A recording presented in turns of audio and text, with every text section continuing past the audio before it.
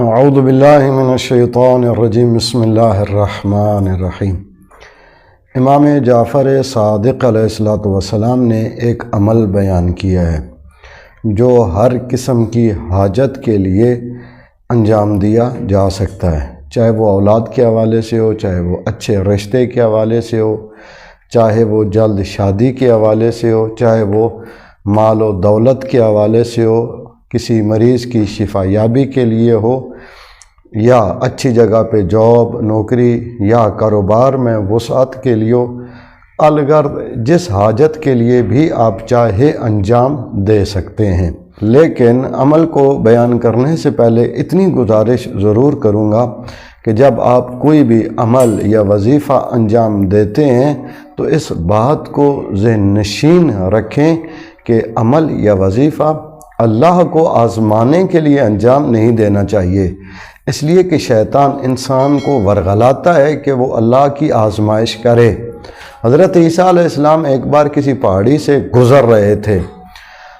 اچانک شیطان سامنے آیا اور کہنے لگا، کیا آپ کا اللہ اس بات پر قدرت رکھتا ہے کہ اگر آپ اس پہاڑی سے نیچے گر جائیں تو وہ آپ کو بچا لے اور آپ کی حفاظت کرے؟ حضرت عیسیٰ علیہ السلام نے فرمایا، بے شک میرا اللہ اس بات پر قادر ہے کہ وہ حفاظت کر سکتا ہے اور بچا سکتا ہے۔ تو ابلیس نے کہا کہ اگر یہ بات سچ ہے اور آپ اپنے اس دعویٰ میں سچے ہیں تو اس پہاڑ سے نیچے چھلانگ لگائیں، میں دیکھنا چاہتا ہوں کہ اللہ آپ کی کیسے حفاظت کرتا ہے اور اللہ آپ کو کیسے محفوظ رکھتا ہے۔ حضرت عیسیٰ علیہ السلام فوراً سمجھ گئے کہ یہ شیطان مجھے وسوسہ ڈال رہا ہے کہ میں اللہ کی آزمائش کروں، تو انہوں نے فرمایا کہ اگرچہ اس بات کی صداقت میں کوئی شک نہیں ہے کہ اللہ اپنے بندوں کی حفاظت کرتا ہے اور مجھے بھی محفوظ رکھ سکتا ہے، لیکن اگر تو یہ چاہتا ہے کہ میں اللہ کی آزمائش کروں تو یہ ناممکن ہے، میں اللہ کی آزمائش نہیں کروں گا، میں اللہ کو نہیں آزماؤں گا۔ اللہ وحدہ لا شریک کی شان اور عزت و عظمت کے مناسب نہیں ہے کہ بندے اس کو آزمائیں۔ تو جب بھی آپ کوئی عمل اور وظیفہ انجام دیتے ہیں تو اس وسوسے کو ذہن سے نکال کر انجام دیا کریں کہ اللہ یہ کام کر سکتا ہے یا نہیں کر سکتا، یا میں اللہ کو آزماتا ہوں، یا میں اس وظیفے کو آزماتا ہوں، اس عمل کو آزماتا ہوں۔ اللہ کی ذات پر یقین رکھتے ہوئے انجام دیا کریں تو انشاءاللہ آپ کی ہر حاجت پوری ہوگی۔ امام جعفر صادق علیہ السلام فرماتے ہیں کہ اگر کوئی شخص اپنی کسی بھی حاجت کے لیے جمعرات کے دن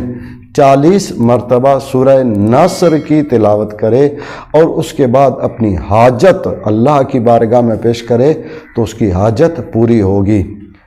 یاد رکھیے کہ کوئی بھی عمل انجام دینے سے پہلے اور اس کے بعد ہدیہ صلوات لازمی انجام دیا کریں، اس لیے کہ عمل کی قبولیت میں بہت زیادہ ہاتھ درود پاک کا ہوتا ہے۔ عمل سے پہلے بھی درود پڑھیں اور عمل انجام دینے کے بعد بھی درود پڑھیں۔